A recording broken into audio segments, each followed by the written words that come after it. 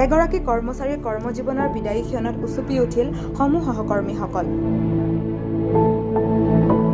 বিশ্বনাথ বিহালীৰ অগ্ৰণী শৈক্ষিক প্ৰতিষ্ঠান জয়মতী উচ্চ মাধ্যমিক বিদ্যালয়ত কৰ্মৰত চতুৰ্থ বৰ্গৰ কৰ্মচাৰী শ্যামপ্ৰসাদ ৰিজালৰ বিদায়ী ক্ষণত এক আৱেগিক মুহূৰ্তৰ সাক্ষী হয় সকলোৰে মাজত হাঁহি ধেমালিৰে থাকি সকলোৰে প্ৰিয়ভাজন হৈ পৰা এইজনা শ্যামপ্ৰসাদ ৰিজালে 1985 চনত অবৈতনিক হিচাপে কৰ্মজীৱনৰ পাতনি মেলিছিল।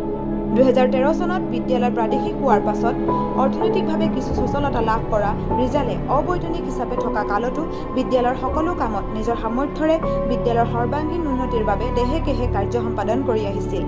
এনে এগৰাকী কৰ্তব্যপৰায়ণ কৰ্মচাৰীৰ বিদায়ী সম্বৰ্ধনা অনুষ্ঠানত সকলো সহকৰ্মী তথা ছাত্ৰ ছাত্ৰীসকল উচুপি উঠা দেখা যায়। বিদায় সম্বৰ্ধনা অনুষ্ঠানত তেখেতৰ কৰ্মজীৱনৰ কৰ্মৰাজি সকলোৱে ভূয়সী প্ৰশংসা কৰাৰ লগতে অনাগত অৱসৰী জীৱনৰ বাবে সকলোৱে প্ৰাৰ্থনা জনায়। শ্ৰীযুত শ্যামপ্ৰসাদ ৰিজাল অৱসৰপ্ৰাপ্ত কৰ্মচাৰী জয়মতী হাইস্কুল নিযুক্তি 1985 চন অৱসৰ গ্ৰহণ 30/6/2024।